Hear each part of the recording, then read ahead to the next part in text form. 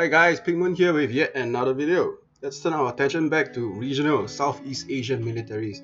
After butt-hurting so many Indian Air Force fanboys with Sukhoi crashes, Kedak Force landings, there was some talk amongst my comments about RMAF, Royal Malaysian Air Force Su30MKM being different and more advanced than the sick cousin, the Su30MKI. But that's a story for another day. Today we will look at more and closer at the Su30MKM, but more on a logistical standpoint. Let's take a look at the Gong Kedak Air Base in Kelantan. Where's Kelantan in Malaysia and where's Gong Kedak? Kelantan is one of the northern states of Malaysia, and Gong Kedak is located right at the border between Kelantan and Terengganu, which is to the southeast of it. It was originally a World War II air base and was selected to base the Su30MKM's. Why? Why in the north of Malaysia? Is there a valid threat from the northern neighbours, aka Thailand? What are the real reasons? Come, let's discuss some of the possible reasons that is based there in the first place. The main threat is or isn't Thailand. 2. It is near South China Sea and Malaysia can assert her spread lease islands claims. 3. Land is cheap in Kelantan. 4. It's so far, but they have the A400M that can ship in spares since it's so far from anywhere. 5. It is better to be far away from you-know-who, not Voldemort.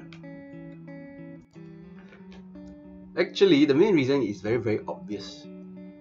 Malaysia isn't really interested in the South China Sea or the spread lease, and this is even more so after the recent uplift in China relations, where they are buying weapons and getting investments from China. Thailand isn't a threat, more like a friend to Malaysia. When all the as in the Malaysian Communist parties or even those militants, they were shipped to the they ran away to south of Thailand, and Thailand hosted them, but they are a bridge between Malaysia and so they are a friend. So why is Gong Kedak building hardened shelters on base since there's no threat? Let's take a look at the latest satellite pictures of the base.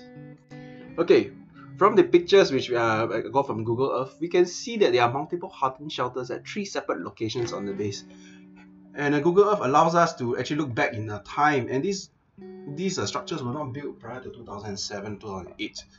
Online sources quote that these shelters are built by an Australian company in Queensland, and they have the expertise in building numerous defense-related projects for the Australian Army and the Royal Australian Air Force. These projects were exclusively, for the defense portion, explosive protection or hardened facilities. This shows that the RMAF is serious in securing Gong Kedak and make their jets, Su30, protected from conventional and non-precision attacks. An example of a hardened shelter being destroyed is shown here. Take a look. This is from Wikipedia, where the Iraqi-occupied Kuwaiti hardened shelter was destroyed by precision munitions during the First Gulf War. Do take note that these hardened shelters were built by the French and of a high quality and standard. The Australian-built shelters in Gong Kedak should be even more resilient to aerial bombardment. But that doesn't explain why Gong Kedak requires such an extensive base protection for its aircraft.